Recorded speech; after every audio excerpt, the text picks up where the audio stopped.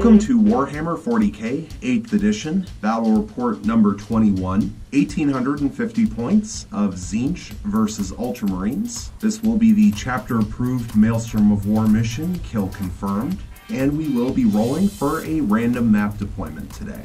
Let's start by taking a look at the board and where the objectives have been placed. Starting in this 2-foot by 2-foot section, we have objective marker 5 right here next to the ruin.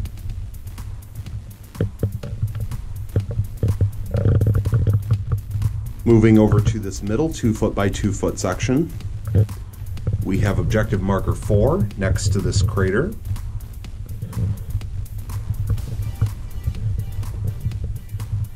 Then in this 2-foot by 2-foot section, we have objective marker 6 up here next to this crater.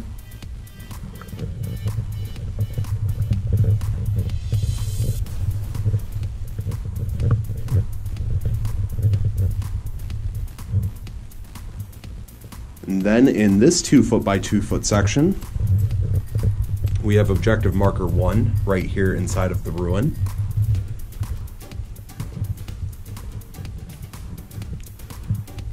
In this 2-foot by 2-foot section, we have objective marker 2 right here.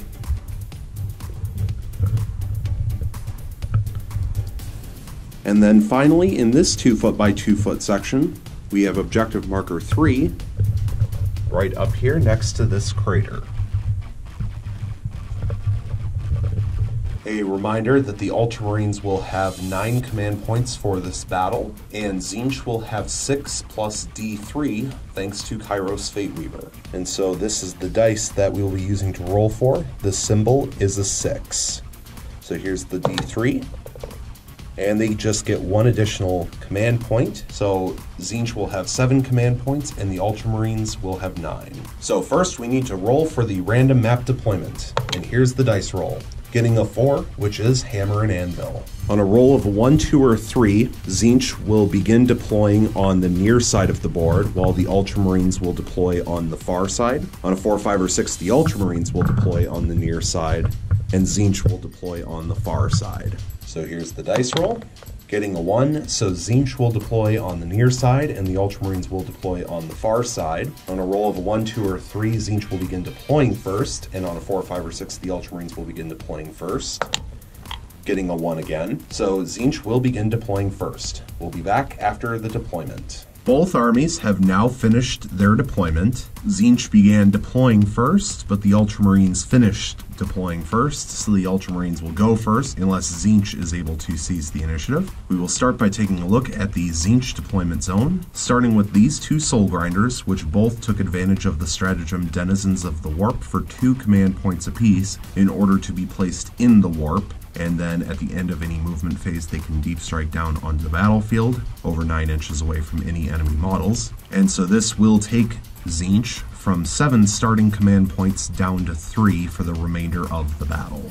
Then taking a look at what was placed on the battlefield, going from left to right, from the Ultramarines' perspective, we have the Lord of Change with Baleful Sword and the Impossible Robe. Next to him, we have the first squad of Pink Horrors. This squad has the banner and the instrument. Then in the back, sitting on objective marker 1, is the second squad of Pink Horrors. Then we have the third squad of Pink Horrors sitting on objective marker 6, Magnus the Red, and finally the Tzeentch Warlord Kairos Fateweaver. Moving over to the Ultramarines deployment, going from left to right as well, from Tzeentch's perspective, we have the first squad of Tactical Marines sitting on objective marker 5. We then have the first Storm Raven gunship with the Chaplain with the Armor Indomitus and the first Assault Centurion squad embarked inside. Next we have the second squad of Tactical Marines. Behind them is the Ultramarines Warlord Rabaul Guilliman. Then we have the third Tactical Marine squad sitting on objective marker 3. And finally we have the second Storm Raven gunship with the second Chaplain and the second Assault Centurion squad embarked inside. So now Tzeentch will attempt to seize the initiative, and they are looking for a 6, and they fail with a 5. So let's go into Ultramarines turn 1. Going into Ultramarines turn 1, a reminder that the Ultramarines have 9 command points available, and Tzeentch has 3 command points available. The Ultramarines started by drawing 3 new tactical objective cards, and they drew Scour the Skies, score 1 victory point if at least 1 enemy unit that can fly was destroyed during this turn. Defend Objective 4, score 2 victory points if you control Objective Marker 4 at the end of 2 consecutive turns. And Hold the Line, score 1 victory point if you have at least 3 units completely within your deployment zone, and your opponent has no models within your deployment zone at the end of your turn. This objective cannot be achieved on your first turn. And Objective Marker 4 is this one right here next to this crater in No Man's Land. Going into the movement phase for Ultramarines turn 1, this squad of Tactical Marines sitting on Objective Marker 5 is going to remain still. This squad of Tactical Marines sitting on Objective Marker 3 will also remain still. This squad of Tactical Marines is going to move up the board up to 6 inches, and they will finish their movement right here. Next, Rebel Guilliman is going to move up the board up to 8 inches to stay behind the Tactical Marines, and he will finish his movement right here. Next, this Storm Raven gunship is going to remain in flying mode, and it will move up the board to get closer to Rebel Guilliman, moving at least 20 inches, but less than 45. And so the Storm Raven will finish its movement right here, and now it is within 6 inches of Rebel Guilliman. Finally, this Storm Raven gunship will remain in flying mode and do the same thing as the other one, moving up the board to get closer to Guilliman, at least 20 inches, but less than 45. And so the other Storm Raven will finish its movement right here, and now it is also within 6 inches of Rebel Guilliman. Going into the shooting phase, for Ultramarines turn 1, we will start with this Tactical Marine squad, which will fire its last cannon into Magnus the Red. And the Ultramarines for this Tactical Marine squad will use the stratagem Scions of Guilliman for 1 command point, going from 9 down to 8. Use this stratagem when an Ultramarines infantry or Ultramarines biker unit is selected to attack in a shooting or fight phase. You can reroll all hit rolls of 1 for that unit for the rest of the phase. If this unit is a tactical squad or intercessor squad, reroll all failed hit rolls instead. So do they get the command point back on a 5-up? And they do not. So the Ultramarines are now permanently down to 8 command points. So now the last cannon will hit Magnus on a 3, and it does, hitting with a 5. Strength 9 versus Toughness 7 means wounding on a 3, and it wounds. 1 4-up invulnerable save, which passes. Now the other Tactical Marine squad still in the Ultramarines deployment zone will also fire their last cannon into Magnus the Red. Luckily for this Tactical Marine squad, however, they are still within 6 inches of Guilliman, which means they will get reroll to hits and reroll to wounds. So the one shot hitting on a 3, and it hits. Wounding on a 3, and it wounds. 1 5-up invulnerable save, 1 4-up invulnerable save. Almost messed that one up. Magnus has a 4-up invulnerable save, which he fails. And Tzeentch is going to use 1 command point, going from 3 down to 2 in order to re-roll that. So here's the reroll on the invuln, and it still fails. So it will go through, and it will do D6 damage, and it will do 3 damage. And the Ultramarines are now going to be greedy, and they are going to use 1 command point, going from 8 down to 7 for a command reroll in order to reroll the damage. But first, do they get the command point back on a 5-up? And they do not. So they are permanently down to 7 command points. But here's the reroll on the damage, and it costs them, dropping them down to 1 damage. So Magnus the Red will fall from 18 starting wounds down to 17. Next, the final Tactical Marine squad is within 24-inch range of Magnus, and so they will fire the last cannon, which did move, and all 4 bolt guns into Magnus the Red. So starting with the last cannon, hitting on a 4, and it fails to hit. Rerolling thanks to Guilliman, and it does hit. Wounding on a 3, and it wounds. 1 4-up invulnerable save, which passes. Now the 4 bolt guns hitting on 3s, getting 2 hits and 2 rerolls. Strength 4 versus Toughness 7 means wounding on 5s. Sorry, we're still doing the rerolls for the hits. So getting 4 hits. Now, Strength 4 versus Toughness 7 means wounding on 5s, getting 1 hit and 3 rerolls. Those 2 6s for the hit rolls would have been really nice as wounds. And here's the rerolls, getting 1 more wound. 2 3-up armor saves, and passes both. So now Rabaut Guillemon, who is also within 24-inch range of Magnus, will fire the Hand of Dominion into Magnus. 3 shots, hitting on 2s, and getting 3 hits. Strength 6 versus Toughness 7 means 5s to wound, getting 1 wound and 2 rerolls. And here's the 2 rerolls, getting 1 more wound. -1 AP, so 2 4-up invulnerable saves, and passes both of them. This Storm Raven is going to fire next, and so it will fire its 2 Hurricane Bolters at full range into this squad of pink horrors, because Magnus is just over 24 inches away from the Storm Raven. And the Storm Raven is also going to fire its twin heavy bolter into the same squad of pink horrors, since he's already putting the Hurricane Bolters into those pink horrors. But then the Storm Raven will put its Storm Strike missile launchers and its twin heavy plasma cannon onto Magnus the Red, starting with its 2 Hurricane Bolters, 12 shots, hitting on 3s. Getting 8 hits and 4 rerolls. And here's the rerolls, getting 2 more hits. 10 hits out of 12 shots. Strength 4 versus Toughness 3 means 3s to wound.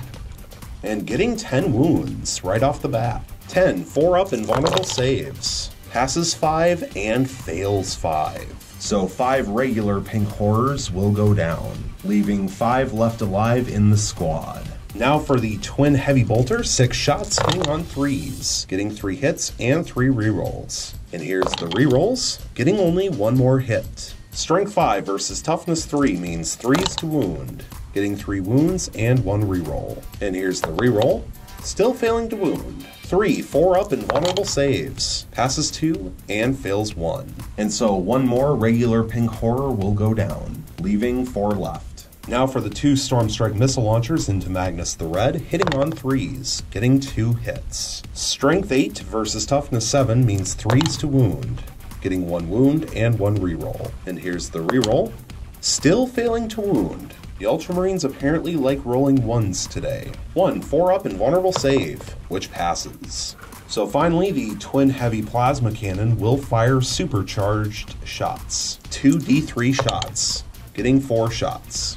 Hitting on 3s, getting 2 hits and 2 rerolls. And here's the 2 rerolls, getting all 4 hits. Thanks to being supercharged, Strength 8 versus Toughness 7 is 3s to wound, getting 3 wounds and 1 reroll. And here's the 1 reroll, getting a 4th wound. 4 4-up invulnerable saves, passing 3 of them and failing 1, and it's 2 damage apiece. So Magnus will fall from 17 wounds down to 15. And so finally, this Storm Raven gunship is going to fire next, and in an attempt to achieve first blood, it will fire its twin heavy bolter, its twin heavy plasma cannon, and its 2 Storm Strike missile launchers into the squad of pink horrors that's down to 4 models, and it will fire its 2 Hurricane Bolters into Magnus the Red, because of course that squad of pink horrors is out of 24-inch range for the Storm Raven. So the 2 Hurricane Bolters into Magnus, everything else into the pink horrors. Starting with the 2 Hurricane Bolters into Magnus.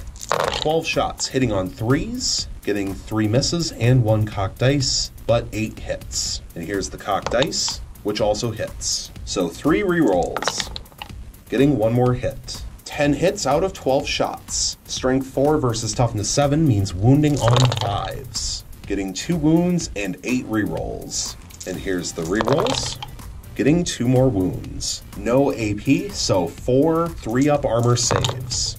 And Magnus will pass 3, failing 1. So Magnus will drop from 15 wounds down to 14. Now for the twin heavy bolter onto the pink horrors. 6 shots, hitting on 3s, getting 4 hits, 1 miss, and 1 cocked dice. And here's the reroll on the cocked dice, still getting a hit. And so then the 1 reroll, which will also hit. So 6 hits total. Strength 5 versus Toughness 3 means 3s to wound, getting 5 wounds and 1 reroll. And here's the reroll, getting all 6 wounds. 6 4-up invulnerable saves. Wow, and they failed all 6. That is a awful roll.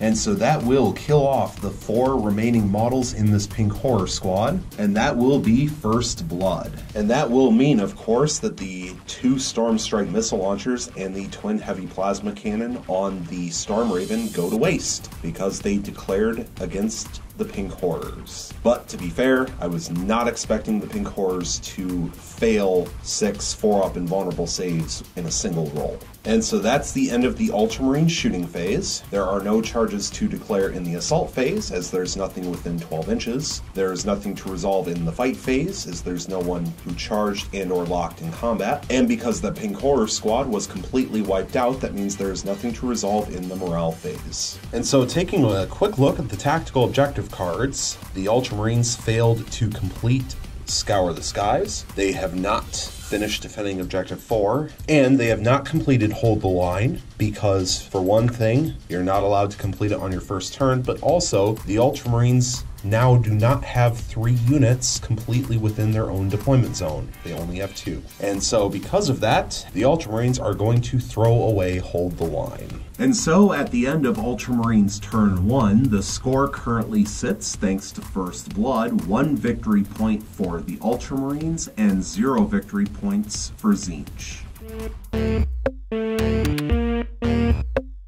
Going into Tzeentch turn 1, a reminder that Tzeentch has 2 command points available, and the Ultramarines have 7 command points available. At the start of their turn, Tzeentch began by drawing 3 new tactical objective cards, and they drew Defend Objective 6, score 2 victory points if you control Objective Marker 6 at the end of 2 consecutive turns, Assassinate, score 1 victory point if at least 1 enemy character was destroyed during this turn. If 3 or more enemy characters were destroyed during this turn, score D3 victory points instead, and Hold the Line, score 1 victory point if you have at least 3 units completely within your deployment zone and your opponent has no models within your deployment zone at the end of your turn. This objective cannot be achieved on your first turn. So going into the movement phase, for Tzeentch turn 1, this squad of Pink Horrors sitting on Objective Marker 1 will remain still. This squad of Pink Horrors sitting on Objective Marker 6 will also remain still. And this is Objective Marker 6, which is the one that they need to defend. Next, the Lord of Change with Baleful Sword is going to fly up the board up to 12 inches. And the Lord of Change with Baleful Sword will end its movement right here. And he is now within 3 inches of the center of Objective Marker 2. Not that that matters this turn. Next, Kairos Fateweaver is going to fly up the board up to 12 inches. And he will finish his movement right here. Next, Magnus the Red, since he's still at 14 wounds, will move up the board up to 16 inches. And Magnus will finish his movement right here. And now that all of the units on the board have moved, now both of these Soul Grinders will tear their way into reality and be set up on the board. And so the first Soul Grinder, the silver one, tore its way into reality right here. He is about 9.5 inches away from this squad of Tactical Marines, which means if he wishes to charge, he will need an 11-inch charge to make it within an inch, thanks to the crater. The blue Soul Grinder tore its way into reality right here, just on the edge of the map, and he is just over 9 inches away from this Storm Raven, and he is also just over 9 inches away from this squad of Tactical Marines. So he will need a 9-inch charge to make it into combat with those Tactical Marines. Going into the Psychic phase, for Tzeentch turn 1, Tzeentch will begin with Kairos Fateweaver, and he will attempt to manifest Gaze of Fate. Kairos will also attempt to manifest Boon of Change onto Magnus the Red, and then finally Kairos Fateweaver will attempt to manifest Smite onto this Storm Raven because it is the closest visible enemy unit and it is within 18 inches. So Kairos will start with Gaze of Fate, which has a warp charge value of 6. And he gets it with an 8 thanks to his Psychic Test bonus. So Tzeentch will be able to re-roll 1 dice roll later this turn. Now for Boon of Change onto Magnus the Red, and it has a warp charge value of 7. And he gets it with a 9, so it will go off. And so we need to roll a d3 on the table, getting a 5, which is actually a 3, which is Iron Skin for +1 toughness. So Magnus will have +1 to his toughness characteristic until the start of the next Tzeentch Psychic phase, which means he will be toughness 8. And finally, Smite onto the Storm Raven. And it goes off with a 6, thanks to his Psychic Test bonus. And it will do D3 mortal wounds, and it will do just 1 mortal wound. The Ultramarines are then going to use the stratagem Armor of Contempt for 1 command point, bringing them from 7 down to 6. Use this stratagem when an Adeptus Astartes vehicle suffers a mortal wound. Roll a d6 for that mortal wound and each other mortal wound inflicted on this model for the rest of the phase. On a 5-up, that mortal wound is ignored and has no effect. So first, on a 5-up, do they get the command point back? And they do not. So the Ultramarines are now permanently down to 6 command points. And now rolling a dice for the mortal wound, and it is not ignored. So this Stormraven will fall from 14 starting wounds down to 13. Next, the Lord of Change with Baleful Sword is going to attempt to manifest Smite and Bolt of Change onto this fully healthy Stormraven because it is the closest visible enemy unit and it is within 18 inches. So starting with Smite, which has a warp charge value of 5. And he gets it with a 13, and because he did not roll double 6s, it does not Perils of the Warp. So that will do d6 mortal wounds. And here's the dice roll, getting a 3 for 3 mortal wounds. So the fully healthy Stormraven will fall from 14 starting wounds down to 11. And now for Bolt of Change, which has a warp charge value of 8.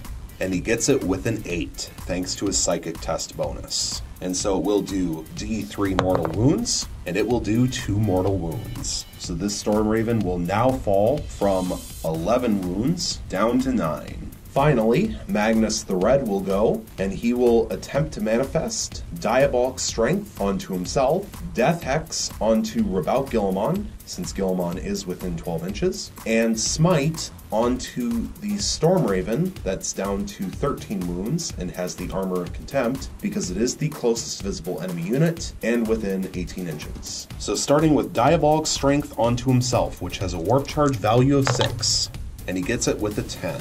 So until the start of the next Tzeentch Psychic phase, Magnus will be +2 Strength and +1 to his attack characteristic. Now for Death Hex onto Rabaut Guilliman, which has a warp charge value of 8. And he gets it with a 9 thanks to his Psychic Test bonus. So until the start of the next Tzeentch Psychic phase, Rabaut Guilliman will not be able to take invulnerable saves. And now for Smite onto the Stormraven, which has a warp charge value of 5.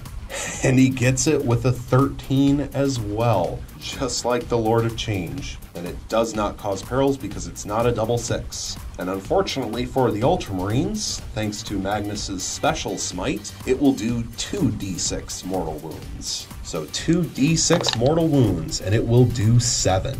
And so the Stormraven gunship will fall from 13 wounds down to 6 left.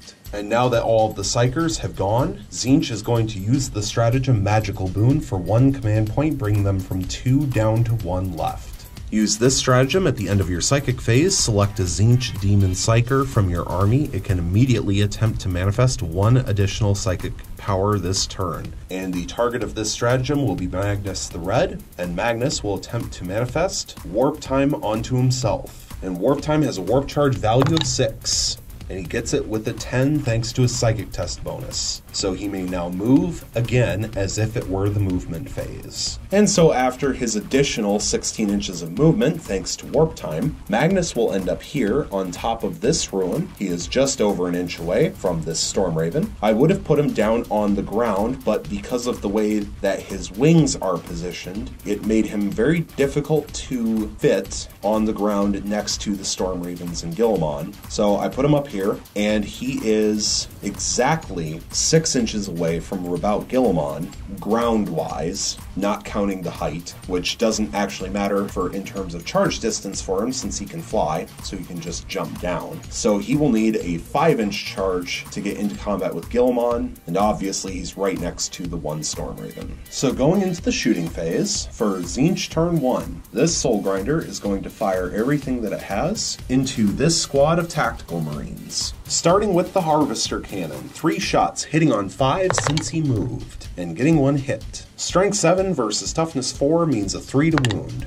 and it wounds. -1 AP, so 1 4-up armor save, which passes. And now the Phlegm Bombardment, D6 shots, only getting 1 shot, hitting on a 5 since he moved, and failing to hit. And now the Silver Soul Grinder is going to fire at the same Tactical Marine squad. Starting with the Harvester Cannon, 3 shots hitting on 5s, and failing to hit. Phlegm Bombardment will do D6 shots, getting 3, hitting on 5s, and failing to hit. Going into the assault phase for Tzeentch turn 1, there are 3 charges to declare. First is the Silver Soul Grinder declaring a charge onto this squad of Tactical Marines in the crater. He will need 11 inches to make it in. The Blue Soul Grinder will declare a charge onto this squad of Tactical Marines. He will need 9 inches to make it in. And then finally, Magnus the Red will declare a multi-charge onto Rabout Guilliman and both Storm Ravens. He will need 5 inches to make it into combat with Guilliman, and of course, because of where the wings on the Storm Ravens are positioned, if he makes it into combat with Guilliman, he'll also make it into combat with the Storm Ravens. The primary target, of course, will be this Storm Raven right here because he's just over an inch away and is therefore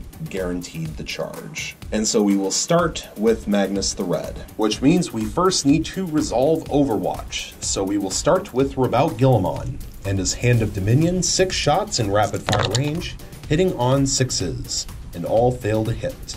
Re-rolling thanks to himself, and he gets 2 hits. Strength 6 versus Toughness 8 means 5s to wound, getting 1 wound and 1 reroll. And here's the reroll, and it fails to wound. 1 4-up invulnerable save, which fails, and that is 2 damage. We'll go from 14 wounds down to 12. For the purpose of resolving these 2 Storm Ravens Overwatch, we will consider this one to be Storm Raven 1, which will fire first, and this one will be Storm Raven number 2, which will fire second. So, Storm Raven number 1, 2 Hurricane Bolters, 24 shots, hitting on 6s, and getting 3 hits. Re-rolling the 21 misses. And the 3 hits have been placed off to the side so that they won't get in the way, and here's the re-rolls. Getting 4 more hits, so getting 7 hits total. Strength 4 versus Toughness 8 means 6s to wound. Getting 1 wound and 6 re-rolls. And here's the re-rolls. Failing to get any more wounds. 1 3-up armor save, which fails. So Magnus will fall from 12 wounds down to 11. Twin Heavy Bolter, 6 shots, hitting on 6s, getting 1 hit and 5 rerolls. And here's the rerolls, getting 1 more hit. Strength 5 versus Toughness 8 means 5s to wound, 1 wound and 1 reroll. And here's the reroll, still failing to wound. Minus 1 AP, so 1 4-up invulnerable save, which passes. 2 Storm Strike missile launchers, hitting on 6s, both fail to hit. And here's the rerolls, still failing to hit. Because of Magnus's higher toughness now, the Storm Raven will use its Twin Heavy Plasma Cannon with supercharged shots. So 2 D3 shots, and of course only getting 2 shots. Hitting on 6s, and both miss. And here's the reroll, and still failing to hit. So Storm Raven 1 has fired all of its weapons. We will now resolve Storm Raven number 2. Starting with the 2 Hurricane Bolters, 24 shots hitting on 6s. And starting off better than Storm Raven 1 did with 5 hits and 19 rerolls. The 5 hits have been placed off to the side so that they won't get in the way. And here's the 19 rerolls with 1 cocked dice. And here's the cocked dice. Getting 6 more hits, so getting a total of 11 hits. Strength 4 versus Toughness 8 means 6s to wound, and getting 3 wounds so far. And here's the rerolls, and getting 3 more wounds, for 6 wounds total. 6 3-up armor saves, passes 5 and fails 1. So Magnus will fall from 11 wounds down to 10. And I just realized right now that the Storm Raven that's down to 6 wounds had the Armor of Contempt on it, which means that the 7 mortal wounds that Magnus did to it in the Psychic phase should have had a chance to save. So we might be putting some wounds back onto the Storm Raven, rolling 7 dice, and of course they roll 3 6s, so they will get 3 wounds back. So I do apologize, but the Storm Raven will actually go up from 6 wounds and will actually be up to 9. So I do apologize about that, but the Storm Raven only actually lost 4 mortal wounds from Magnus's smite, not 7. So now the Twin Heavy Bolter, 6 shots hitting on 6s, getting 2 hits and 4 rerolls. And here's the rerolls. Getting another hit. Strength 5 versus Toughness 8 means wounding on 5s, and gets a wound. And so here's the 2 rerolls. still getting just 1 wound total. Minus 1 AP, so 1 4-up invulnerable save, which fails. So Magnus will fall from 10 wounds down to 9. 2 Storm Strike missile launchers, hitting on 6s, and both fail to hit. Here's the rerolls, and still failing to hit. Storm Raven 2 will finally fire its twin heavy plasma cannon, and it will also fire supercharged shots. And 2 D3 shots, getting 6 shots. 6 shots, hitting on 6s, getting 1 hit and 5 rerolls. And here's the rerolls, failing to get any more hits and getting a 1 for a mortal wound. And because it's only 1, the Ultramarines will not use a command point to activate Armor of Contempt. And so Storm Raven 2 will drop from 9 down to 8. And so the 1 hit onto Magnus, Strength 8 versus Toughness 8 means wounding on a 4. And it wounds. 1 4-up invulnerable save, which fails. That's a lot of 4-up invulnerable saves that have rolled 3s. Maybe I should have used that one stratagem that would give them +1 to his invuln. Too late now. And because it's supercharged, it is 2 damage, so Magnus will go from 9 wounds down to 7. And now here's his charge range.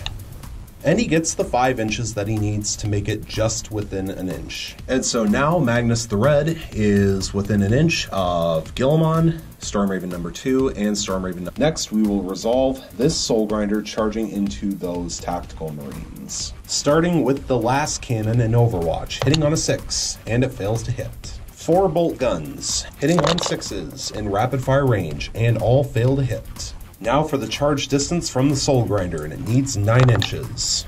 And he makes it with a 10. And the Soul Grinder will now be engaged in combat. Finally, this Silver Soul Grinder will charge into the Tactical Marines. 1 last cannon shot, hitting on a 6, and it fails to hit. Re-rolling thanks to Guilliman, and it still fails to hit. 4 bolt guns in rapid fire range, hitting on 6s, and getting 3 hits. And here's the rerolls, thanks to Guilliman, failing to get any more hits. Strength 4 versus Toughness 7 means 5s to wound, getting 2 wounds and 1 reroll. And here's the 1 reroll, still failing to wound. 2 3-up armor saves, and both pass. Now the Soul Grinder will charge in, and he needs 11 inches to go through the crater, and he fails with a 5. So going into the fight phase, we first need to resolve Tzeentch's Locus of Trickery.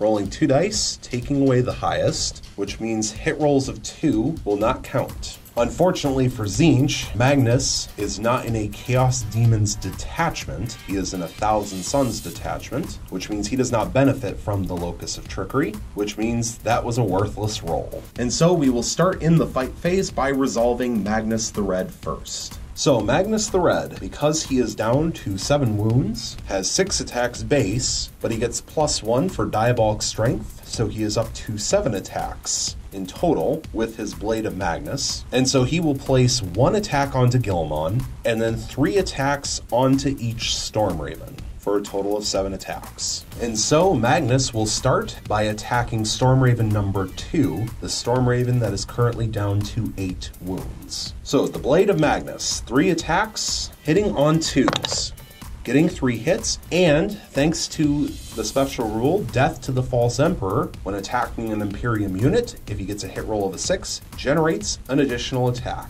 So here's the additional attack, and it hits. Thanks to Diabolic Strength and the multiplier from the Blade of Magnus, Strength 20 versus Toughness 7 means 2s to wound, and getting 4 wounds. They are minus 4 AP, and the Storm Raven only has a 3-up armor save, so it will not get to take an armor save, and it has no invuln, and it's an automatic 3 damage apiece, so that is 12 damage. Storm Raven number 2 only has 8 wounds left, so that will remove the final 8 wounds and do 4 points of overkill. So will it crash and burn on a 6? And it will not. So the final 8 wounds are removed, and now the Chaplain and the Assault Centurion squad will have to emergency disembark. And of course, they will have to disembark on this side of the Storm Raven because they need to stay over an inch away from any enemy models. And so they will disembark right here. And now the Storm Raven will be removed from the battlefield.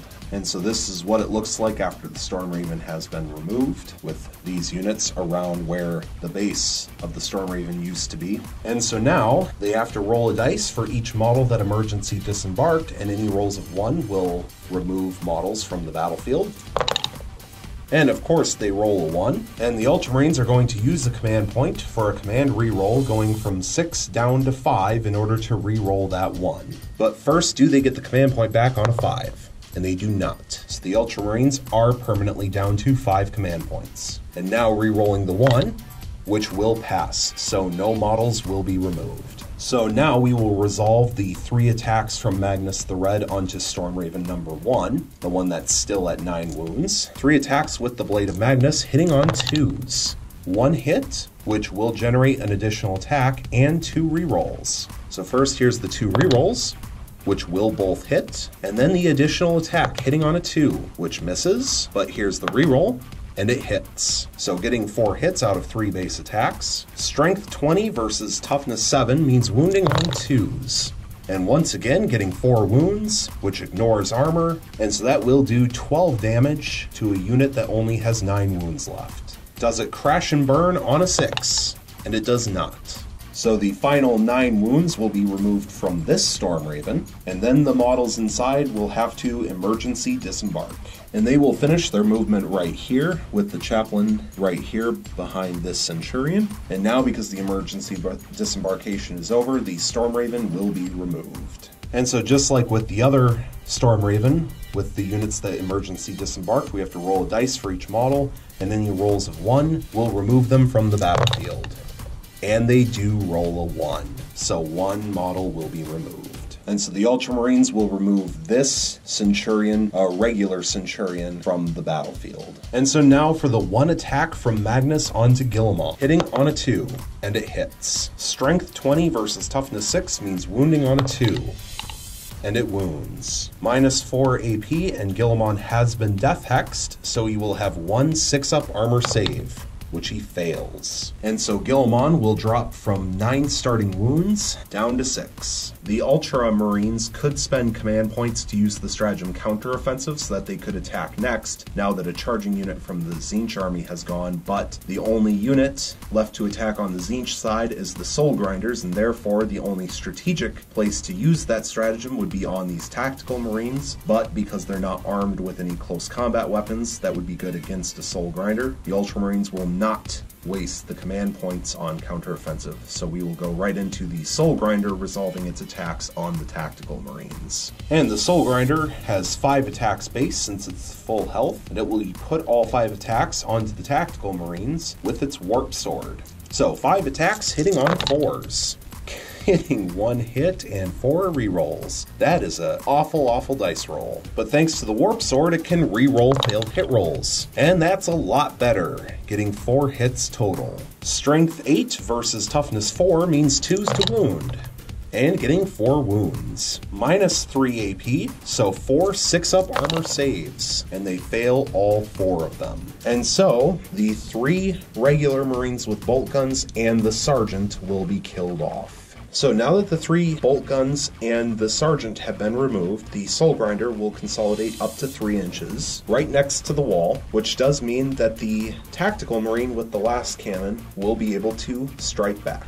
And because all of the charging units have gone already, we will resolve the tactical Marine onto the Soul Grinder, and then we will resolve Guillemot back onto Magnus. So 1 attack from the last cannon Marine, hitting on a 3, and it fails to hit. And so now, as I mentioned, we will resolve Rabout Guillemot, attacking back onto Magnus the Red. 6 attacks base with the Emperor's Sword, hitting on 2s. And getting 6 hits. Strength 8 versus toughness 8 means 4s to wound. And getting 2 wounds and 4 rerolls. And here's the rerolls, only getting 1 more wound. But one of the wound rolls is a 6, so it will do an additional D3 mortal wounds, and it will do just 1 mortal wound on the Magnus. So Magnus will fall from 7 wounds down to 6. And then the 3 normal wounds, minus 4 AP, so 3 4-up invulnerable saves. And he fails all 3 of them. And they're 3 damage apiece, which means he has to pass 2 in order to survive. So Tzeentch is going to use their last command point for a command reroll, and they will also use their Gaze of Fate reroll, thanks to Kairos Fate Weaver, in order to reroll the 2 3s. And they have to pass both And they do! So Magnus will survive, and that only does 3 damage to him from the 1.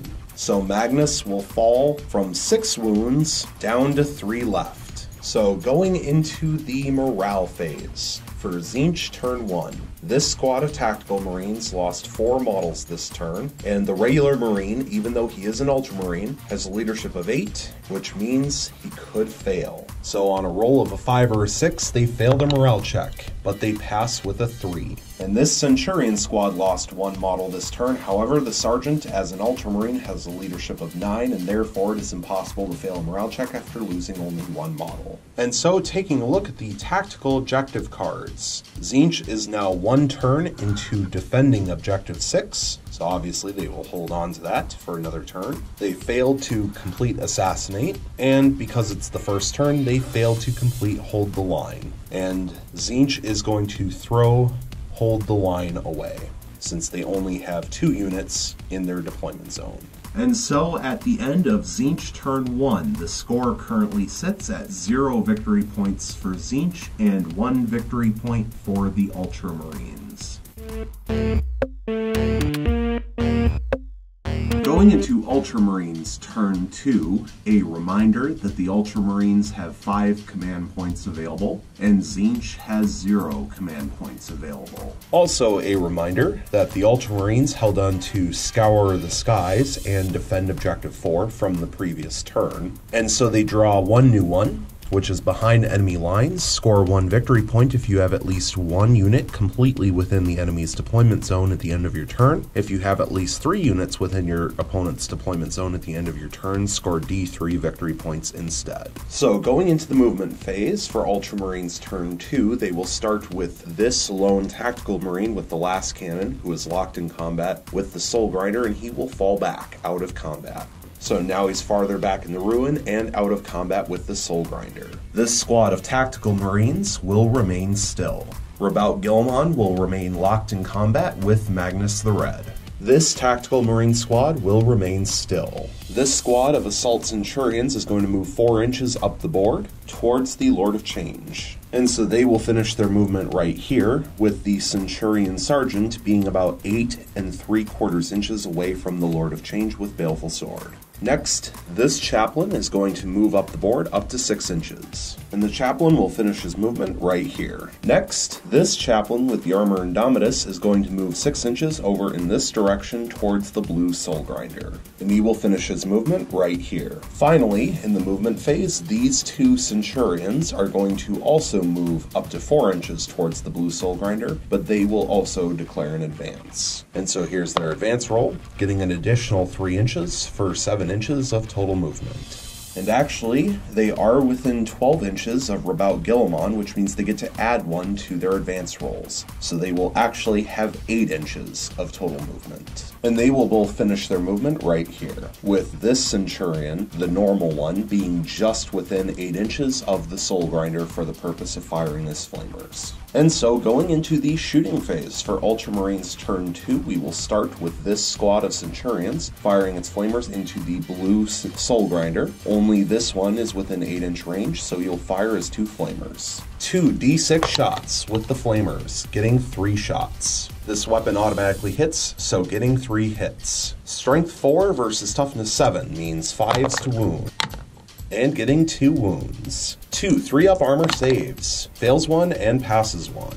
So the blue Soul Grinder will fall from 14 starting wounds down to 13. Next, this chaplain, who is within 12 inches of the blue Soul Grinder, but not within 8, will fire just the bolt gun portion of his combi flamer. 2 shots, hitting on 3s, and getting 2 hits. Strength 4 versus Toughness 7 means 5s to wound, and failing to wound. Moving on to this squad of Centurions, the fully healthy one, there are no enemy units within 8 inches, so they cannot fire their flamers. Next, this chaplain is also not within 8 inches of anything for the flamer portion of his combi flamer. However, he is within 12 inches of this silver Soul Grinder, and so he will fire just the bolt gun portion of the combi flamer into the Soul Grinder. 2 shots, hitting on 3s, getting 1 hit and 1 miss, and wounding on a 5, and it fails to wound. Guilliman is locked in combat with Magnus the Red and therefore is not able to fire the Hand of Dominion. This tactical marine with the last cannon, which fell back this turn, is going to fire his last cannon into the Silver Soul Grinder, which he is able to see and is within 48 inches. And this lone tactical marine is going to use the stratagem Scions of Guilliman for 1 command point in order to reroll failed hit rolls. So that will take the Ultramarines from 5 command points down to 4 unless they roll a 5-up. So do they get the command point back? And they do not. So the Ultramarines are permanently down to 4 command points. But now the last cannon shooting the Soul Grinder. 1 shot hitting on a 4 since it moved. Rerolling 1s and 2s and getting a reroll. And here's the reroll.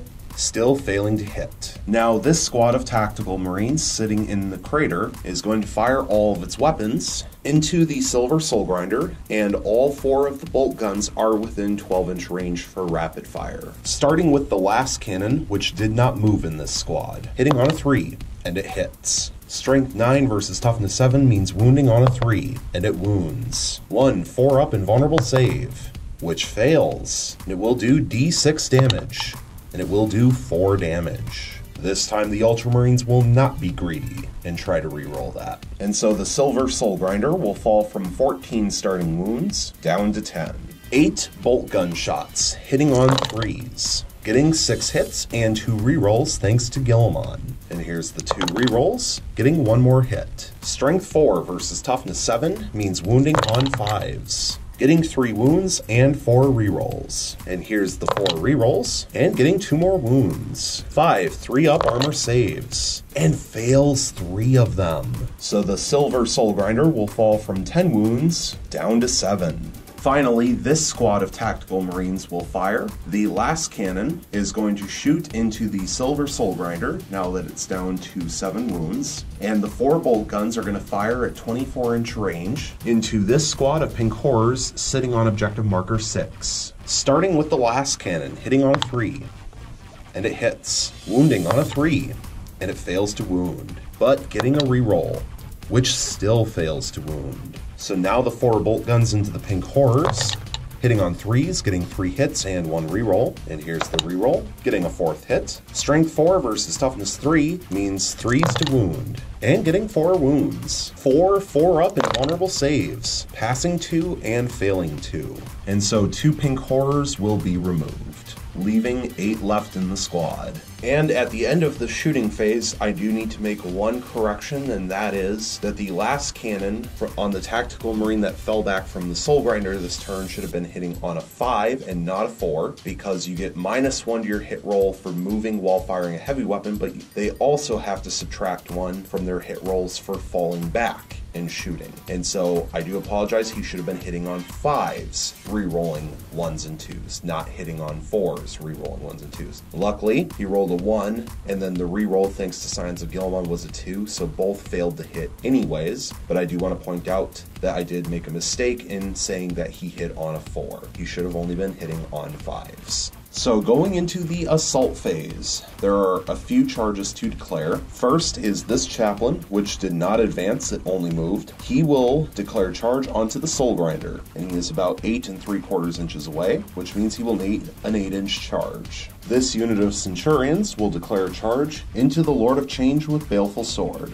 and the Centurions will also need 8 inches to make it into combat. Finally, this chaplain right here is going to declare charge into the Silver Soul Grinder, and the chaplain will need to roll a 10-inch charge in order to make it into combat with the Silver Soul Grinder. So, we will start with this Assault Centurion squad. No Overwatch from the Lord of Change, and they get their 8 inches. And they will end up like so, with only the Sergeant making it within an inch of the Lord of Change, which means we only have 1 Centurion assault launcher to roll for, which will go off. So it will do 1 mortal wound onto the Lord of Change. So the Lord of Change will fall from 16 starting wounds down to 15. Next, we will resolve this chaplain, charging into this Soul Grinder. Just like the Centurions, he will need 8 inches in order to make it in, but the Soul Grinder can Overwatch. Starting with 3 shots from the Harvester Cannon, hitting on 6s and getting 1 hit. Strength 7 versus Toughness 4 means wounding on a 3.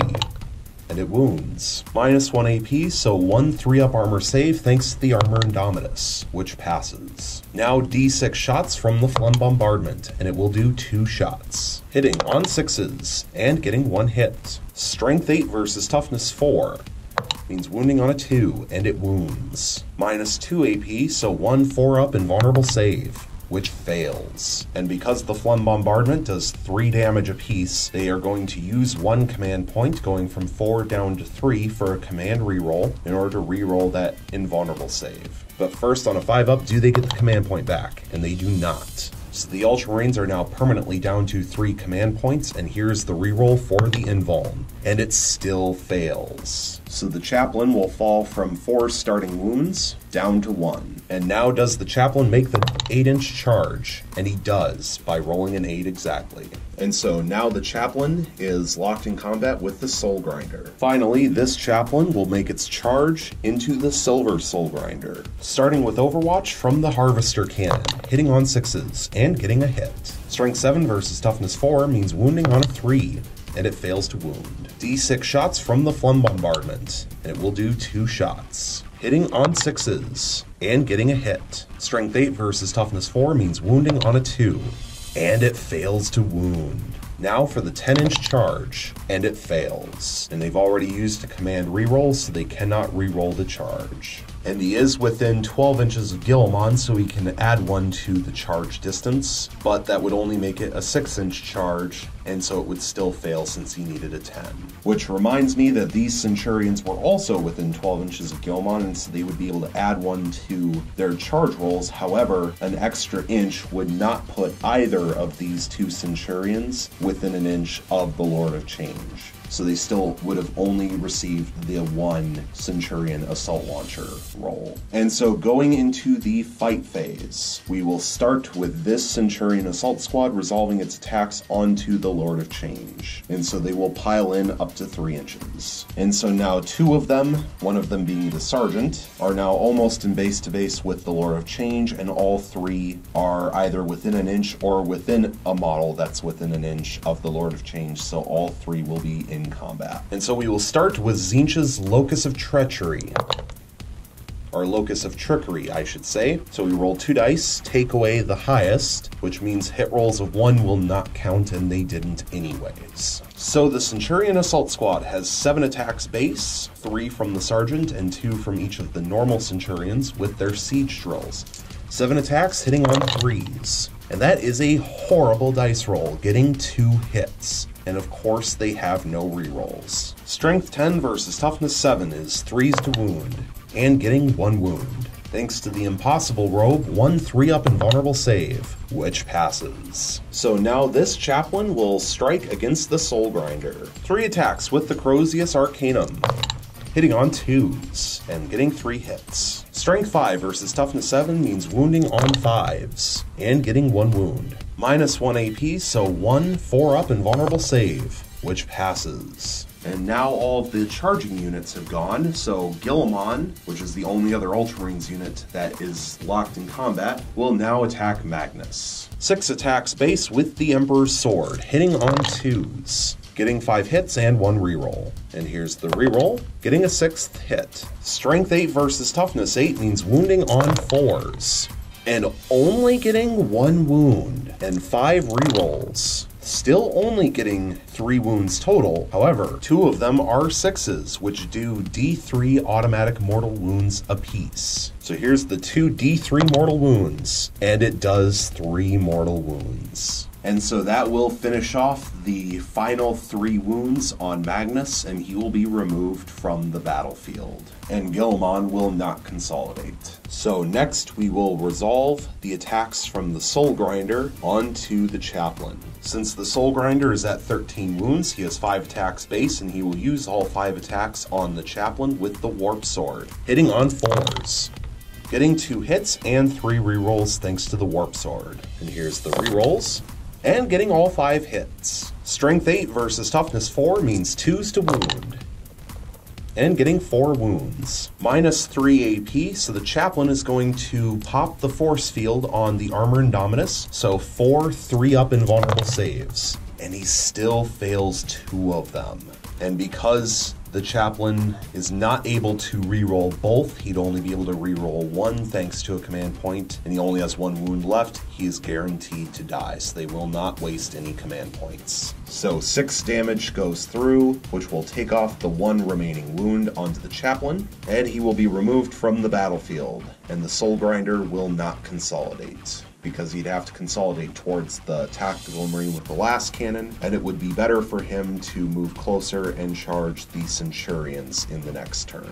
Finally, we will resolve the Lord of Change with Baleful Sword attacks onto the Centurions. And so the Lord of Change with Baleful Sword and the Impossible Robe. Because he's still at 15 wounds, he has 5 attacks base, and he will choose to use all 5 attacks with the Staff of Tzeentch instead of the Baleful Sword. And the reason for this is either way, because the Centurions are toughness 5, he will be wounding on 3s, and so it would be better to stay with the weapon skill of 2 up rather than subtracting 1 from hit rolls, which you'd have to do with the Baleful Sword. Also, this way, each wound roll is guaranteed 3 damage rather than rolling randomly on a d6. So 5 attacks with the Staff of Tzeentch, hitting on 2s. And apparently it did not matter, because getting 4 hits. Wounding on 3s. And of course, only getting 2 wounds. Minus 2 AP, so 2 4-up armor saves. 1 passed and 1 failed, so that's an automatic 3 damage.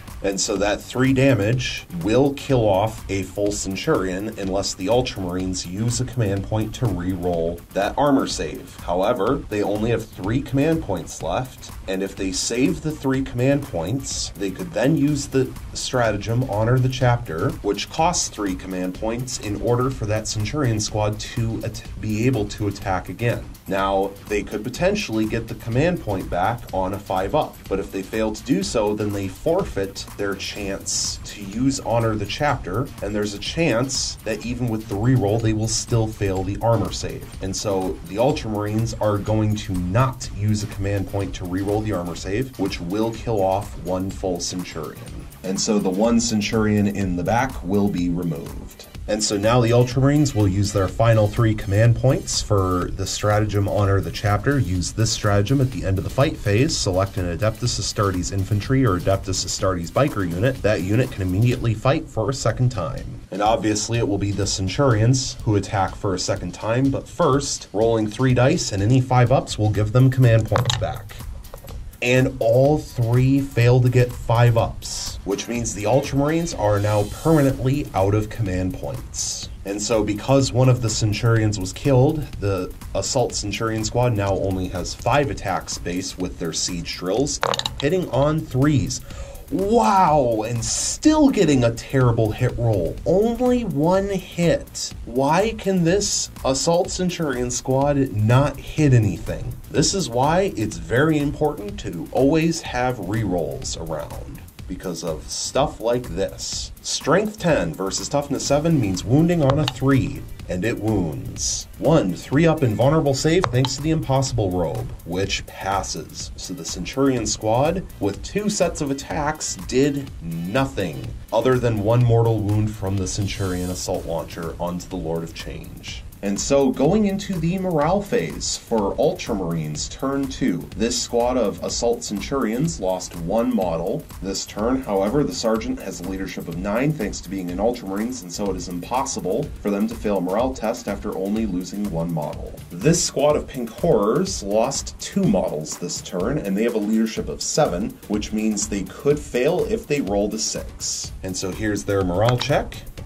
And they rolled the 6, so they will lose 1 additional model. And so 1 more regular Pink Horror will be removed, which will leave 7 models left alive in the squad. And so taking a look at the tactical objective cards, thanks to slaying Magnus, they did complete Scour the Skies for 1 victory point. The Ultramarines have not yet begun to defend Objective 4, so they failed to complete that. And they have no units within the Tzeentch deployment zones they failed to complete behind enemy lines. And at this point, they will toss Defend Objective 4 away.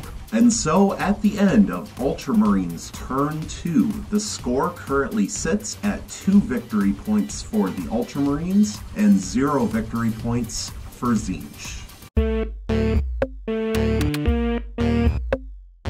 Going into Tzeentch turn 2, a reminder that Tzeentch has 0 command points available, and the Ultramarines have 0 command points available. Also a reminder that Tzeentch held on to defend Objective 6 and assassinate from the previous turn, and Tzeentch is 1 turn into defending Objective 6 thanks to that squad of pink horrors that's now down to 7 models. And so Tzeentch needed to draw 1 new tactical objective card, and they drew Blood and Guts. Score 1 victory point if an enemy unit was destroyed during the fight phase of this turn. If 3 or more enemy units were destroyed during the fight phase of this turn, score D3 victory points instead. Going into the movement phase, for Tzeentch turn 2, this squad of pink horrors sitting on objective marker 6 will remain still. This squad of pink horrors sitting on objective marker 1 will also remain still. The Lord of Change with Baleful Sword will remain locked in combat with the Centurion Assault Squad.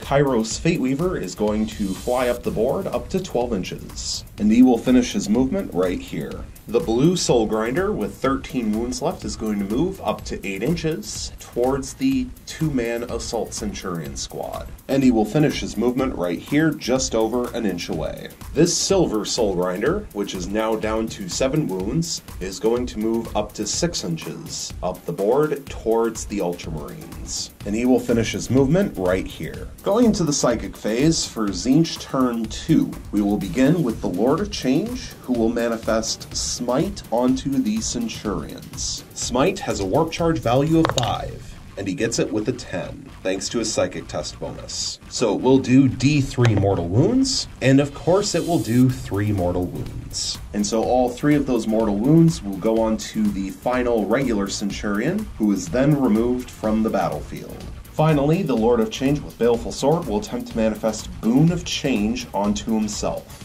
And Boon of Change has a warp charge value of 7, and he gets it with an 11. So now rolling a D3 on the table, and he rolls a 4, which becomes a 2, which is Mystic Strength plus 1 Strength. So the Lord of Change will have plus 1 to his Strength characteristic until the start of the next Tzeentch Psychic phase. Kairos Fateweaver will now attempt to manifest Gaze of Fate. Gaze of Fate has a warp charge value of 6, and it fails by rolling a 5. So Gaze of Fate will not go off. Next, Kairos Fateweaver will attempt to manifest Smite onto this Assault Centurion squad. And Smite has a warp charge value of 5, and he gets it with a 10, thanks to his Psychic test bonus. And it will do D3 mortal wounds, and it will do 1 mortal wound. So the normal Assault Centurion will drop from 3 starting wounds down to 2. Finally, Kairos Fateweaver will attempt to manifest Bolt of Change onto the Assault Centurion squad. And Bolt of Change has a warp charge value of 8.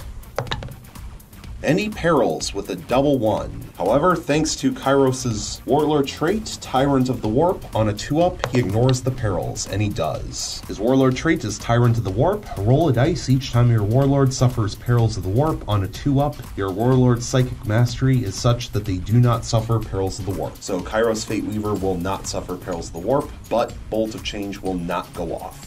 And so going into the shooting phase, for Tzeentch turn 2, we will start with the blue Soul Grinder, which will fire everything that it has into this lone tactical marine in the ruin with the last cannon. Starting with the Harvester Cannon, 3 shots hitting on 5 since he moved, and all fail to hit. And now the Phlegm Bombardment, D6 shots, getting 3 shots, hitting on 5s, and getting 1 hit. Strength 8 versus Toughness 4 means a 2 to wound, and it wounds. Phlegm Bombardment is minus 2 AP, but the Tactical Marine will get plus 1 for being in the ruin, so 1 4-up armor save, which fails either way, and it does 3 damage apiece. Not that that matters. And so the 1 lone Tactical Marine with the last cannon is killed off and removed. Finally, the Silver Soul Grinder is going to fire everything that he has into the Chaplain. Starting with the Harvester Cannon, 3 shots hitting on 5 since he moved, and getting 1 hit. Strength 7 versus Toughness 4 means a 3 to wound,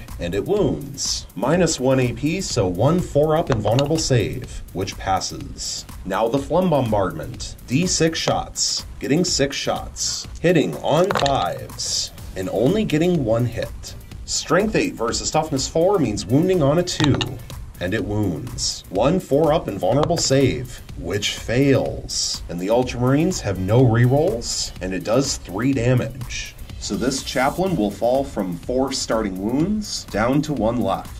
And I do need to make one correction for the Silver Soul Grinder. Because he is down to 7 wounds, not only did that change his movement from 8 inches to 6 inches, which is why he only moved up 6 inches in the previous movement phase, but it also changed his ballistic skill from a 4-up to a 5-up. And that of course means that after moving and firing the heavy weapons, both the Phlegm Bombardment and the Harvester Cannon should have only been hitting on 6s and not 5s. Luckily, however, the Harvester Cannon, which I did incorrectly state hit on a 5, did not do any damage because the chaplain passed the invulnerable save. And so the Harvester Cannon should not have hit at all, but luckily doesn't matter because it didn't successfully do any damage onto the chaplain. And the Phlegm Bombardment, the one shot that did hit, did actually hit on a 6. And so therefore we don't have to change any of the wounds that were inflicted onto the chaplain. So the chaplain is still at only 1 wound left, but I do apologize for incorrectly stating that the Soul Grinder hits on a 5. The Soul Grinder only hit on a 6 with its shooting attacks since it moved. So now going into the assault phase. For Tzeentch turn 2, we have 3 charges to declare. The first is the Silver Soul Grinder will declare a charge solely onto this chaplain. And he is about 4.5 inches away, so he will need a 4-inch charge. Then this Soul Grinder will declare a charge onto this squad of Centurions, and he is just over an inch away, so he will automatically make it in as long as he passes the Overwatch. Finally, Kairos Fateweaver will also declare a charge into the Centurion Assault Squad, and he is exactly 4 inches away, which means he needs a 3-inch charge to make it within an inch, but he is charging through a crater, and so therefore he will need to roll a 5 or higher. And so we will start with the Silver Soul Grinder charging into the Chaplain. And we will start with the Overwatch from the Combi Flamer, starting with the Bolt Gun, 2 shots hitting on 6s, and both fail to hit. Now D6 shots from the Flamer will do 1 shot. It automatically hits, so 1 hit. Strength 4 versus Toughness 7 is wounding on a 5, and it fails to wound. And now here's the charge distance for the Soul Grinder, and he makes it in with a 6. And he will finish his charge right here. He is now locked in combat with the Chaplain, and he is staying over an inch away from those Tactical Marines. However, the Silver Soul Grinder is within 3 inches of those Tactical Marines, and so that will mean that if the Chaplain is killed, the Silver Soul Grinder will be able to consolidate into combat with those Tactical Marines. So now the Blue Soul Grinder charging into the Centurion Assault Squad. They will Overwatch with their 4 Flamers, so 4 D6 shots, getting 12 shots. This weapon automatically hits, so 12 hits. Strength 4 versus Toughness 7 means 5s to wound, and getting 4 wounds. 4 3-up armor saves, passes 2 and fails 2. So the Blue Soul Grinder will fall from 13 wounds down to 11, but the Blue Soul Grinder is just over an inch away, which means he will automatically make it in. And he is now in base to base with the normal Centurion. So now Kairos Fateweaver will charge in, and he makes it with a 7, needing a 5. And Kairos Fateweaver will end up right here, almost in base to base with the Centurion Assault Sergeant. So now we will resolve Tzeentch's Locus of Trickery, rolling 2 dice, taking away the highest, and once again being left with a 1, so hit rolls of 1 will not count against Tzeentch, and they already didn't, so once again a worthless roll.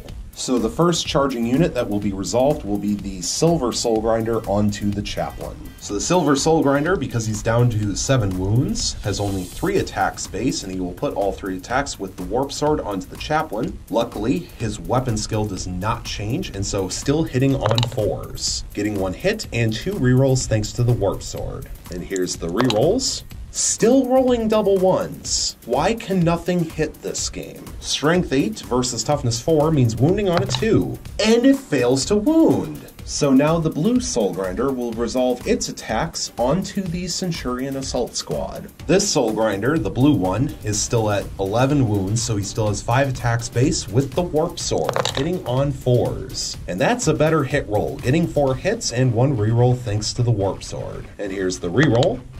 Still failing to hit. Strength 8 versus Toughness 5 means 3s to wound. and getting 4 wounds. Minus 3 AP, so 4 5-up armor saves. Passing 2 and failing 2, but they're 3 damage apiece. And so the first strike will remove the final 2 wounds from the injured Centurion, and the second strike will straight up remove the Centurion Sergeant. And so because of that, both Kairos and the Blue Soul Grinder will now get to consolidate, because their target has been killed off. So Kairos will consolidate first in order to get out of the way, moving up to 3 inches, but ending up closer to the nearest visible enemy unit, and then the Blue Soul Grinder will consolidate, also up to 3 inches and towards the closest visible enemy unit. And so Kairos and the Blue Soul Grinder will end up here. And so now resolving units that did not charge, starting with the Lord of Change. And so the Lord of Change with Baleful Sword is +1 strength thanks to the Boon of Change, but that won't matter against the toughness 5 of the Centurion Assault Sergeant. So you will put all 5 of his base attacks using the Staff of Tzeentch, hitting on 2s. Wow, and rolling 2 1s, getting 3 hits. Wounding on 3s, and only getting 1 wound. Minus 2 AP, so 1 4-up armor save, which passes. So the Centurion Assault Sergeant will stay alive. So now the Assault Centurion Sergeant will strike back against the Lord of Change. 3 attacks with the Siege Drills, hitting on 3s, getting 2 hits and 1 miss. Strength 10 versus Toughness 7 means 3s to wound, and getting 1 wound. Thanks to the Impossible Robe, 1 3-up invulnerable save, which passes. Finally, the Chaplain will strike back against the Soul Grinder. 3 attacks with the Crozius Arcanum, hitting on 2s, getting 1 hit and rolling 2 1s. Luckily, he gets to reroll, and he gets 3 hits. Strength 5 versus Toughness 7 means wounding on 5s, and rolling 2 more 1s, only getting 1 wound, no rerolls. Minus 1 AP, so 1 4-up invulnerable save, which fails, and it will do 2 damage. So the Silver Soul Grinder will fall from 7 wounds down to 5. Going into the morale phase for Tzeentch turn 2, this Assault Centurion squad lost 1 model. However, the Sergeant has a leadership of 9, thanks to being an Ultramarine, and so it is impossible for them to fail a morale check after only losing 1 model. And so, taking a look at the tactical objective cards, Tzeentch has now successfully finished defending Objective 6, which is worth 2 victory points. Tzeentch has still failed to complete Assassinate, thanks to that Chaplain surviving with 1 wound left. But they did kill off the 1 Centurion Assault Squad, which will give them 1 victory point for killing 1 unit in the fight phase. And Tzeentch will hold on to Assassinate. And so at the end of Tzeentch turn 2, the score currently sits at 3 victory points for Tzeentch and 2 victory points for the Ultramarines.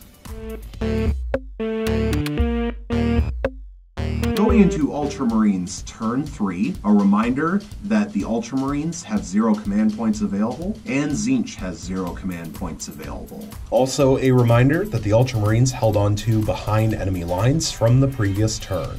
And so the Ultramarines draw 2 new tactical objective cards, and they drew Blood and Guts, score 1 victory point if an enemy unit was destroyed during the fight phase of this turn. If 3 or more enemy units were destroyed during the fight phase of this turn, score D3 victory points instead. And defend Objective 6, score 2 victory points if you control Objective Marker 6 at the end of 2 consecutive turns. And Objective Marker 6 is this one right here, currently being held by this squad of Pink Horrors, which just finished defending Objective Marker 6 on their previous turn. Going into the movement phase for Ultramarines turn 3, this Assault Centurion Sergeant is going to remain locked in combat with the Lord of Change. This Chaplain is going to fall back up to 6 inches out of combat away from the Silver Soul Grinder. And the Chaplain will fall back to here. Unfortunately for the Ultramarines, it is 6 1/4 inches away from the Centurion, so the Centurion will still not be able to benefit from the reroll filled hit rolls in the fight phase. This squad of Tactical Marines will remain still. This squad of Tactical Marines will remain still. Rabout Gilmon is going to move up to 8 inches over in this direction towards the Blue Soul Grinder. And Gilmon, with his 6 remaining wounds, will end up right here. Going into the shooting phase for Ultramarines turn 3, we will start with Rabout Gilmon firing the Hand of Dominion in rapid fire range into the Blue Soul Grinder. 6 shots, hitting on 2s, getting 5 hits and 1 reroll. And here's the reroll. getting a 6th hit. Strength 6 versus toughness 7 means 5s to wound, and only getting 1 wound. And here's the 5 rerolls, getting 1 more wound. -1 AP, so 2 4-up invulnerable saves. Passes 1 and fails 1. And it is 2 damage, so that will drop the Soul Grinder from 11 wounds down to 9. Next, this Tactical Marine squad is going to fire everything that it has into the Silver Soul Grinder. Unfortunately for them, they are not within 6 inches of Guilliman anymore, but they are still within 12. Starting with the last cannon, hitting on a 3, and it hits. Wounding on a 3, and it wounds. 1 5-up invulnerable save, or 1 4-up invulnerable save, I should say, but it fails either way. And it does D6 damage, and it will do 3 damage. So the Silver Soul Grinder will fall from 5 wounds down to 2. 4 bolt guns in rapid fire range means 8 shots, hitting on 3s, and re-rolling 1s thanks to being within 12 inches of Guilliman. Getting 4 hits, 1 definite miss, and 3 re-rolls. And here's the re-rolls, getting 2 more hits. Wounding on 5s. Wow, and getting 4 wounds. 4 3-up armor saves, and passes all 4 of them. So now this Chaplain will fire his Combi Flamer into the Soul Grinder, and he is within 8 inches for the Flamer portion. But starting with the Bolt Gun portion in rapid fire range, 2 shots hitting on 5s because he fell back and because he's firing both portions from the Combi Flamer. Not that it mattered, rolling a 1 and a 2, so those would have missed anyways. And now D6 shots from the Flamer, getting 3 shots. It automatically hits, so 3 hits. Wounding on 5s,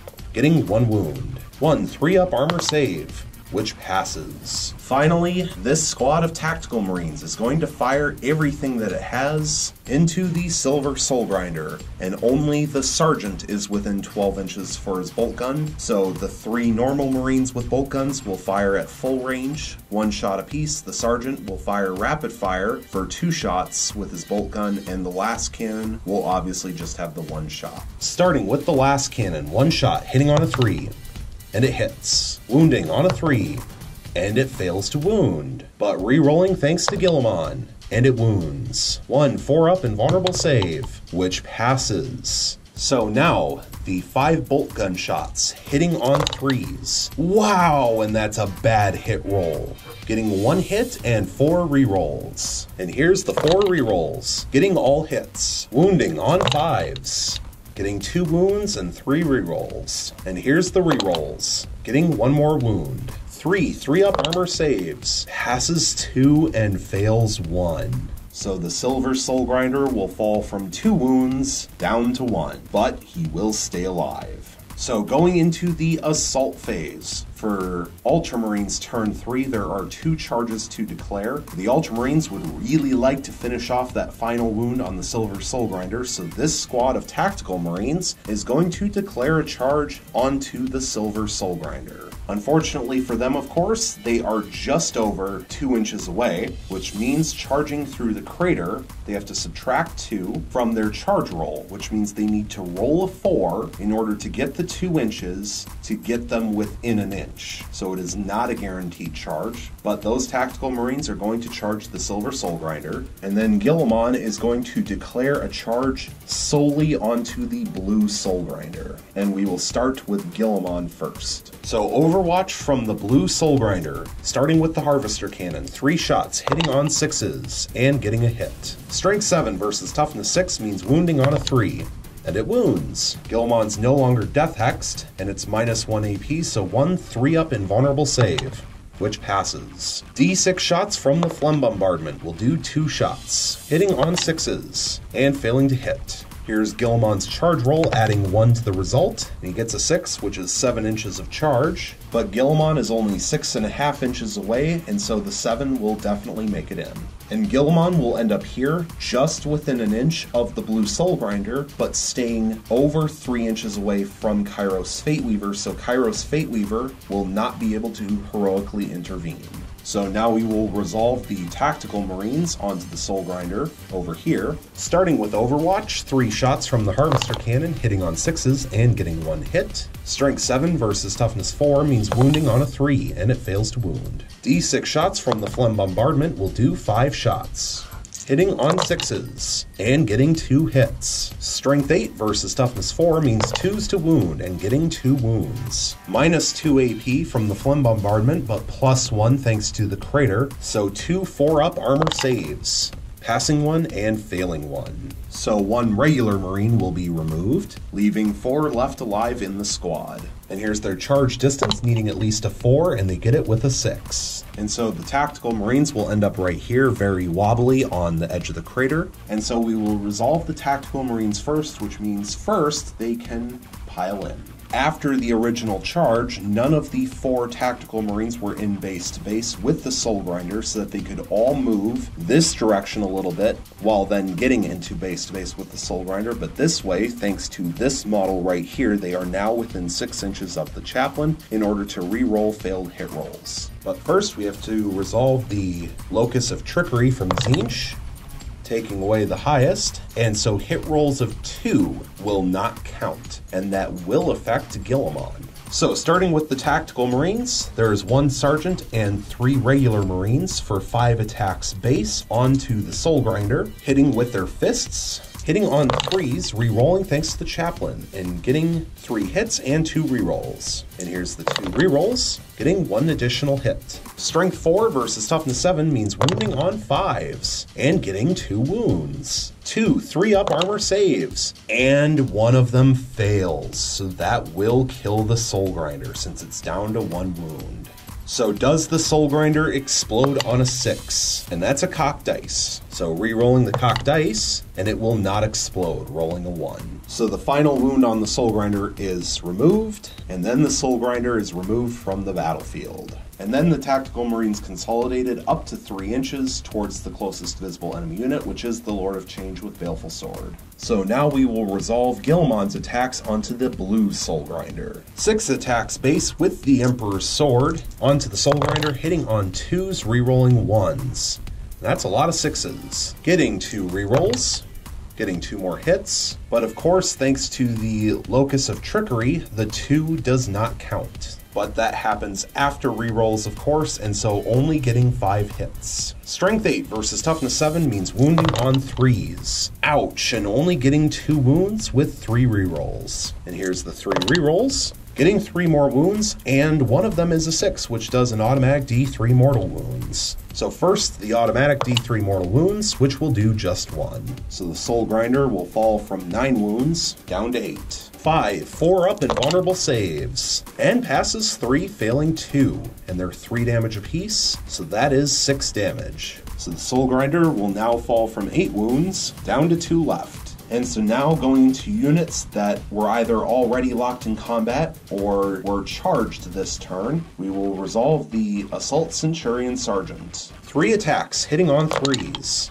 Getting 2 hits and 1 miss. Unfortunately, he is still over 6 inches away from the Chaplain, so no rerolls. Strength 10 versus Toughness 7 means 3s to wound, and getting 2 wounds. 2 3-up and vulnerable saves, and both pass. So now the Lord of Change will attack back against the Assault Centurion Sergeant. 5 attacks with the Staff of Tzeentch, hitting on 2s, and getting 5 hits. Wounding on 3s, and getting 3 wounds. Minus 2 AP, so 3 4-up armor saves, and of course fails 1 of them, and it's 3 damage apiece. And so that will kill off the Assault Centurion Sergeant, which will finish off that squad. And now the Lord of Change with Baleful Sword will consolidate up to 3 inches. And so the Lord of Change will end up here. Finally, the Blue Soul Grinder will attack back against Rabaut Guilliman. And because he is down to 2 wounds, he has D3 attacks.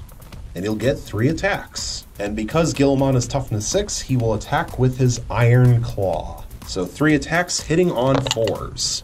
And getting 1 hit. No rerolls. Strength 16 versus Toughness 6 means wounding on a 2.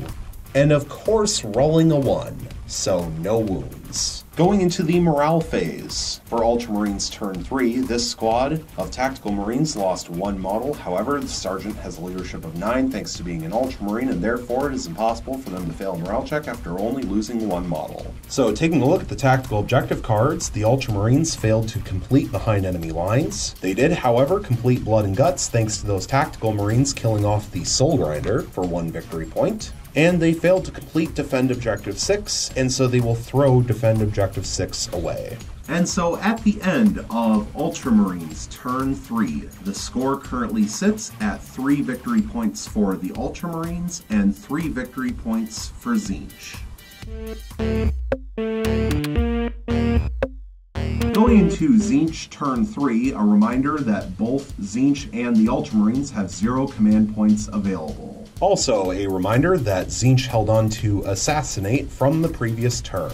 And so Tzeentch drew 2 new tactical objective cards, and they drew Secure Objective 2, score 1 victory point if you control Objective Marker 2 at the end of your turn, and Witch Hunter, score 1 victory point if at least 1 enemy Psyker was destroyed during this turn. The Ultramarines have no Psykers, and therefore Tzeentch will be throwing that one away, and it's okay to do so, even though this is the mission kill confirmed, because it's impossible to achieve. And Objective Marker 2 is this one right here, and currently the Lord of Change is within 3 inches of the center of Objective Marker 2. And so going into the movement phase, for Tzeentch turn 3, this squad of Pink Horrors sitting on Objective Marker 1 will remain still. This squad of Pink Horrors sitting on Objective Marker 6 is going to move up the board up to 6 inches, and they will all finish their movement right here.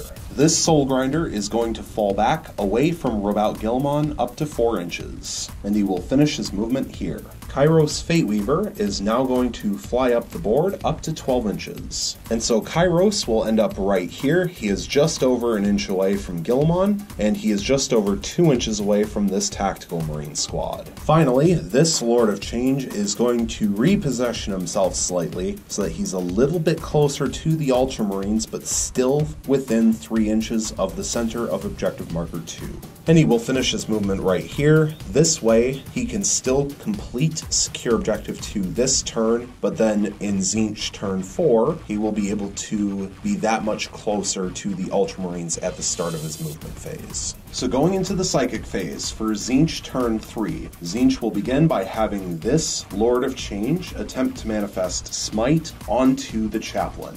And Smite has a Warp Charge value of 5, and he gets it with a 7.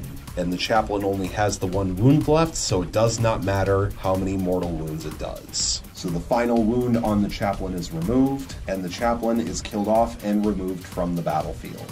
Next, the Lord of Change will attempt to manifest Boon of Change onto himself. And Boon of Change has a Warp Charge value of 7, and he gets it with a 7 thanks to a Psychic Test bonus. Now rolling a D3 on the table, and rolling a 2, which becomes a 1, which is Extra Limb, plus 1 attack. So until the start of the next Tzeentch Psychic phase, the Lord of Change with Baleful Sword will have plus 1 to his attack's characteristic. Next, this squad of Pink Horrors can attempt to manifest Smite onto this squad of Tactical Marines because they are the closest visible enemy unit and within 18 inches. But the Pink Horrors only get to roll 1 dice, looking for a 5 or a 6, and they fail to get it. So now Kairos Fateweaver will attempt to manifest Smite onto Gilmon, and it has a Warp Charge value of 5, and he gets it with a 12, but no perils. So it will go off and it will do D6 mortal wounds, and it will do 5 mortal wounds. So Gilmon will drop from 6 wounds down to 1 left. And now Kairos will attempt to manifest Gaze of Fate. And Gaze of Fate has a Warp Charge value of 6, and he gets it with the 6. So Tzeentch will be able to re-roll 1 dice later this turn. And so then for his third and final psychic power, Kairos Fateweaver will attempt to manifest Bolt of Change onto Gilmon. And Bolt of Change has a Warp Charge value of 8, and he rolls double 1s. And so Tzeentch is going to use their 1 reroll from Gaze of Fate in order to reroll one of those 1s. And here's the reroll, which results in a 2, so the final result of the test is a 5, so Bolt of Change will not go off, but neither will Perils of the Warp. So Kairos Fateweaver will not suffer Perils of the Warp. Going into the shooting phase for Tzeentch turn 3, this squad of 7 Pink Horrors is going to fire into this 5-man Tactical Marine squad, and all 7 Pink Horrors are within 18 inches of at least 1 Tactical Marine. 14 shots, hitting on 4s, and getting 6 hits. Strength 3 versus Toughness 4 means wounding on 5s, and getting 1 wound. 1 3-up armor save, which passes. Going into the assault phase, we have one charge to declare, and that is Kairos Fateweaver declaring an assault onto Rabaul Guilliman. So Rabaul Guilliman will be able to overwatch with his Hand of Dominion, which is in rapid fire range, so 6 shots hitting on 6s, and all fail to hit. Re-rolling thanks to himself, and getting 3 hits. Strength 6 versus Toughness 7 means 5s to wound.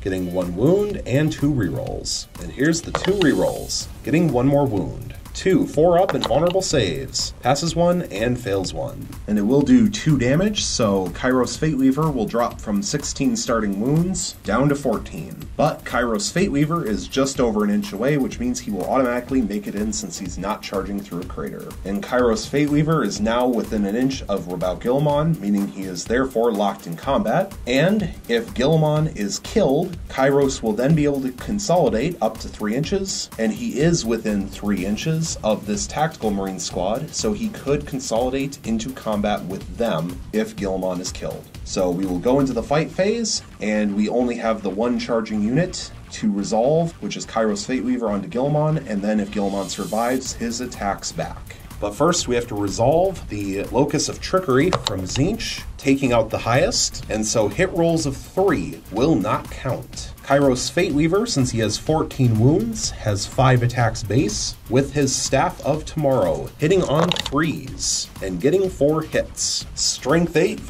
with the Staff of Tomorrow versus Toughness 6 means 3s to wound, and getting 4 wounds. 4 3-up and vulnerable saves, and he fails 2 of them. And they are d6 damage apiece, but that will not matter because Guilliman only has 1 wound left. And so because Guilliman is killed off, because his final wound is removed, since it is the first time he is reduced to 0 wounds, we get to roll a dice, and on a 4-up, he will be brought back at the end of the phase. So here's the dice roll, and he is not brought back. So Guilliman is permanently slain.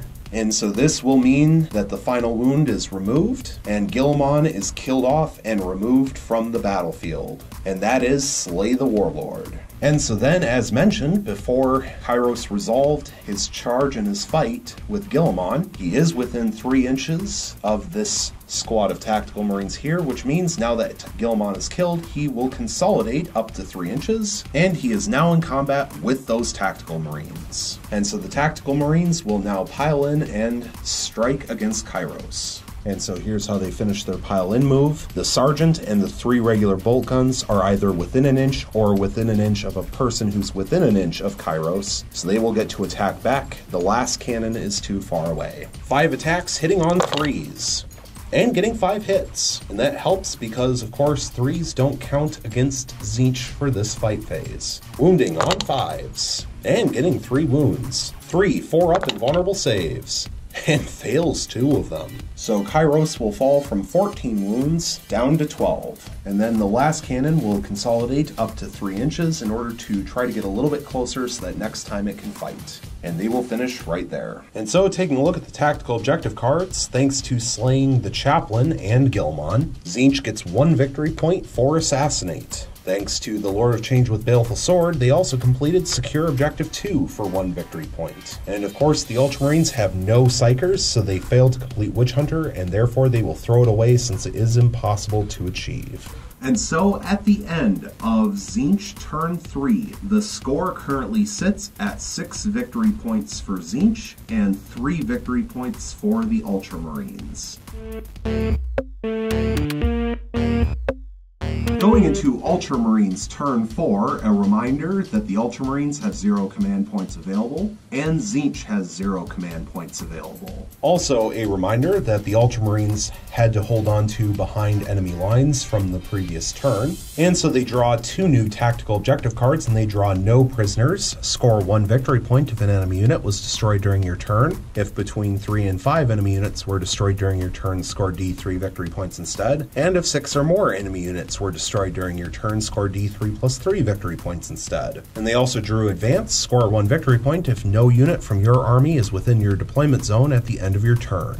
And so at this point, because the Ultramarines only have 2 Tactical Marine squads left alive on the battlefield, the Ultramarines are going to concede this game. which will mean that Tzeentch will be given Line Breaker thanks to the blue Soul Grinder being within the Ultramarines deployment zone, and in fact he is fully within the Ultramarines deployment zone. So Tzeentch will get Line Breaker, and so before the kill points for the mission kill confirmed are added in, we have a final score of 7 victory points for Tzeentch and 3 victory points for the Ultramarines, but the Ultramarines managed to kill off 3 full Tzeentch units, so the Ultramarines will have a final score of 6 victory points with the kill points added in, but Tzeentch managed to kill off 8 full Ultramarines units, and so they will have a final score of 15 victory points after kill points have been added in, and so we will have a Tzeentch major victory thanks to a concession with a final score in victory points of 15-6 in Tzeentch's favor.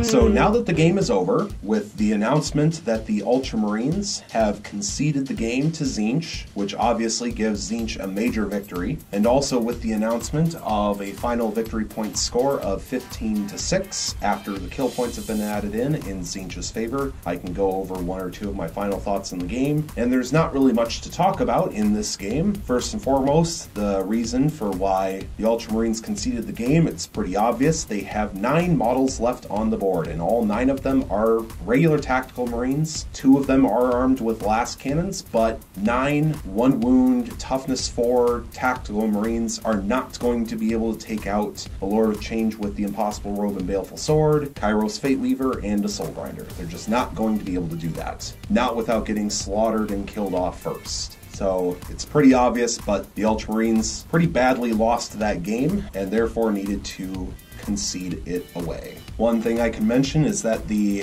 Tzeentch army seemed to have slightly better luck in the drawing of tactical objective cards, but I don't think that really mattered in the grand scheme of things, because when we're talking about one of the armies almost being tabled and actually being 1 turn away from being tabled, because if the Ultramarines finished their turn and we went into Tzeentch turn 4, I'm pretty sure, like 99% sure, obviously the dice could decide to not cooperate, but the Lord of Change could charge the 4-man tactical marine squad, Kairos could finish off the 5-man tactical marine squad, and that would be a tabling. So the Ultramarines were practically tabled, and therefore there was not much they could do. It didn't help that they didn't have as good a luck in drawing tactical objective cards, but at the end of the day, that didn't really play a role in why they conceded. I think the biggest star on the Tzeentch side was Magnus the Red, with his warp time being able to move as if it were the movement phase for a second time. That obviously played a major role in killing off both of the Storm Ravens in a single turn, which took the bulk of the Ultramarines' firepower away and made it very difficult for the Ultramarines to be competitive for the rest of the game, even though between both Storm Ravens being killed off and all 4 units inside the 2 Storm Ravens emergency disembarking, only 1 model was killed off because of the emergency disembarkation. I was slightly surprised by that, thought it was going to be more, especially considering how many 1s have been rolled this game, especially in the later turns, but that's a different story. So overall, it was a pretty high action impact game. I thought overall the dice rolls were fairly even for both sides, being fairly bad for both sides, short of some rerolls. Both sides apparently loved throwing 1s when it came to their close combat attacks, which did not help things. I think the 1 Assault Centurion Sergeant, who was in combat with the Lord of Change with Baleful Sword, survived for 1 or 2 player turns longer than he really should have, but that's okay. So overall, I thought it was a pretty fun game. It was pretty interesting to play. I hope it was interesting to watch, and stay tuned for the next one.